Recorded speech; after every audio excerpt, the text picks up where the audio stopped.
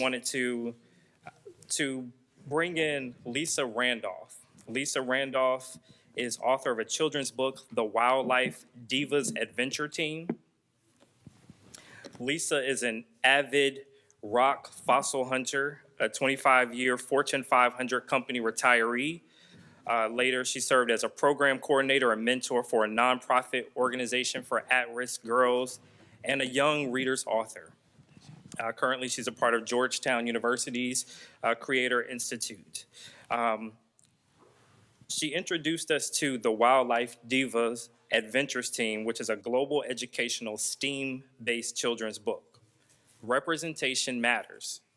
Ms. Randolph is passionate about bringing inclusive and empowering stories to young readers, especially Black girls. Fully aware of real setbacks that minority children may experience, she's ready to show them a world beyond their neighborhoods and opportunities to pursue careers in fields of science, technology, engineering, arts, and mathematics. Inspired by zoologists and conservation experts, her books have a concentrated focus on wildlife conservation and saving critically endangered animal species. Ms. Randolph has traveled to 4 of the 7 continents of the world and is now bringing the world to young, voracious readers through the pages of her books. She's a resident in Elk Grove, California, and you can find her on social media via Facebook, Instagram, LinkedIn, and TikTok. And now I'm going to turn it over to Vernita and then also to Davis and Evan to ask a few quick questions about her book. All right, I'm excited to be up here with these 2 young men, and I'm gonna let them start the interview process because they look like they want a mic in their hand. So, Davis, you want to ask your question? Have you been to Africa? Yes, I have been to Africa. I've been to Africa twice. My mic. I've been to Africa twice. The first time I went in 2021, right after the pandemic. I went there because of the book. I was invited by the Ugandan Wildlife Authority. They reviewed the book, accepted the book. And the second time I went to Africa, it was to do a book launch. And it was hosted by the U.S. Ambassador to Uganda, Ambassador Natalie E. Brown. She launched my book on national television, and I toured the country, and I went on several television shows to promote the book. Outstanding, outstanding, wonderful. Yeah. Do you have another question, Davis, or your? Yeah. Oh, go ahead. Ask your next question. Are you making a series? Why, yes, I am making a series. So the book will have, I'm doing 8 books in the series. 8 because I'm taking them to the 7 continents of the world, but also in Asia, I'm doing, Asia Minor and Asia Major. And so they'll be on both sides of Asia. So there'll be an 8th book. So they'll go to every continent of the world. And I've made 4 so far. Outstanding, wonderful. I'm working on number 5 right now. Okay, Yes. all right. Wonderful, well, thank you. He looked like he don't want to be here. You gonna ask a question? Okay. Is the book only for girls? No, boys can read it too. As a matter of fact, I've had a lot of boys read the book and say how much they really love it. I've even had 2 of them read the book twice because it was so fun and exciting and educational. So yeah, it's about girls, but boys can read it too. Thank you for that question. Good, you have another question you want to ask her? Maybe not. Okay, well, thank you, gentlemen. You did excellent.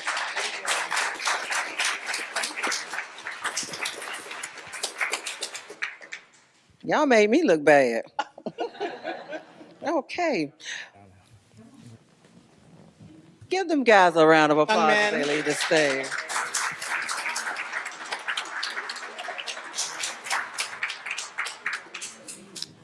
Now we can give them some sugar. Okay. Well, now it's just me and you. Why is it important to include STEM science in your books? Well, the reason why STEAM or Oh, STEM, STEAM. everyone says STEM, but we add in A for arts. Art. Yeah, because I Yeah, was like, because where did A come from? photography, videography. Yes. You can do wildlife photography, so on and so forth. So I include that also into to STEM. I add that for STEAM. Okay. But why it's so important to me is because I understand that the future is STEAM. It's science, it's technology, it's engineering, it's arts, it's math. Right now, I think within the next 10 years, there should be about 800,000 jobs created in those fields. And it's very important that our children Yes. not be left behind. Yes. So within the next 10 years, they have to be educated in these fields. And I start at such a young age because I want them to not be intimidated by science, by math, by technology, by engineering. There's nothing to be intimidated by. So yeah, that's why. Okay, outstanding. Okay, so are you involved in wildlife? You hanging out with gorillas? I did hang out with gorillas when I was in Uganda. I went gorilla trekking into the rainforest. There's a picture up there now. That's me with a gorilla in the background back there, and a couple of shots that I took. They say one of the things you don't do, there's actually 3 rules, you'll see it in the book, that you don't run from a gorilla. I ain't even gonna ask you why. So there was a gorilla, and she came right in front of me just like this. She was so close, I could reach out and touch her. Wow. So I ran. I ran and I hid behind someone else because she would get them first before she got me. So it was I was smart. That makes sense. Oh, okay. All right. What's your inspiration? I know we talked about STEM, but what is your what do you? I guess what's your goal in your books as far as to target audience? Okay. Well, when I was a young girl, I grew up next to a zoo. I could ride my bike to the zoo. And I used to go out there often. I was always curious about how the animals were taken care of. What do they do at night? Where do they sleep? How do you feed them? What happens with them? And I was too afraid as a black child to ask these people who did not look like me any questions about the animals. Okay. I'd had an encounter with a teacher that expressed to me her dislike of people of my hue and skin color. And so that made me intimidated. So when I would go to see these people and no one looked like me, I was so afraid to ask questions. Okay. So that kind of went to the wayside, and I just did this whole roundabout of life for the last 45 years and finally came back to what I love. My inspiration as a girl was Jane Goodall. So I would see her going into the rainforest and living with these animals, and I'm like so curious, like how can you get an animal to like you enough to let you be included in their troop? And it just fascinated me. And when I went to Uganda, I actually got to go to the Jane Goodall Foundation, and I'll be meeting Jane Goodall in October. Oh, wonderful, wonderful. Oh, that's like a dream come true. I know that's right. Awesome. Now we're talking about Africa, but any other continent or country that you went to that you want to pump up a little bit?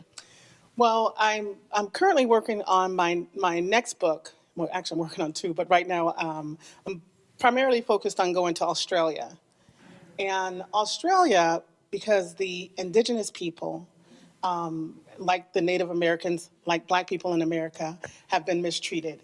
And so one of the main purposes of my books is to bring to the forefront and to uplift people who have been marginalized throughout life. And so I like to bring attention to them. I like to lift them up. And if I can do it through the pages of my book, I know this is permanent. No one can change it. No one can take it away. Exactly, Once it's yes. there, it is there, and no one can steal that away. So, Oh, awesome, yes. awesome, awesome. Okay, well, I'm going to open the floor up to the audience for questions. I heard that. I know it's some animal lovers out there, and especially when you talk about science and technology. You have a question right here, Sergeant Major? What happened with the gorilla when you ran? She went on about her business. She didn't even look at me twice. She didn't look back, nothing. And another thing they say is when you encounter a gorilla, don't look at them in the eye because they take it as a challenge. So I had my camera up, and the gorilla turned and stared at me. And I was like, oh my God, you said don't stare at her, but she's staring at me. So what do I do? In which I looked away. Yeah. So yeah. Can you tell me, you say you were intimidated because of the encounter with the teacher. How did you find your voice? Good question. Yeah, that was a powerful one. So Glad she asked you. well, there's a story. So after I retired, I went to work for a nonprofit organization for at-risk girls. And for 10 years in San Francisco, one of the toughest housing projects in the city, I spent 10 years with these girls. And what I come to understand is I know a lot of people look at their behavior and how they act and they're rude, they're this, they're that. But what I saw past that behavior were some very bright, intelligent children. And what I wanted for them is to not have anyone tell them what they couldn't do, what they couldn't have, what they couldn't accomplish. And if I had anything to do with it, if I had something to say, I was going to encourage them to go forward with anything they wanted to do in life. And so that's what I did. Awesome, awesome. Any other questions? Oh, oh no, it's the baby bouncing. What does your knowledge of species, how did you put that in the book so children can understand it? Explain some of your characters in the book. So my characters. So I based my characters off the children I worked with. So I had an 8-year-old. So in the book, she's 9 in the book. And she was this mathematical whiz. She could do fractions like it was no one's business. And so I would have her go up and instruct the other girls, get on the chalkboard and show these girls how to do fractions because you make it look so easy. And so one of the characters in the book is a math whiz. I had another child, I think she was maybe about 11 or 12. She hacked her school's computer and changed her grade. And I was like, oh no, you can't do that, but yes, that is a skill set. That is technology. And so, I wanted to encourage her to go into technology. So again, in the book, technology, she can hack. Yeah. And then I had one girl who was very intelligent. She had a very large vocabulary. One of the girls in the book has a very large vocabulary. And then I have a couple other characters that focus on engineering and on technology. And then I have one who is the diva of the group. And, she loves her hair, her nails, social media. And so I had to include that because that is so relevant to today's children. So, Exactly, yes. exactly. And I knew I could reach them if I had all these characters that represented them. So, Exactly. yes. Oh, wonderful, wonderful.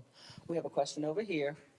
One of my favorite images of President Barack Obama was one that they took in the Oval Office as a child.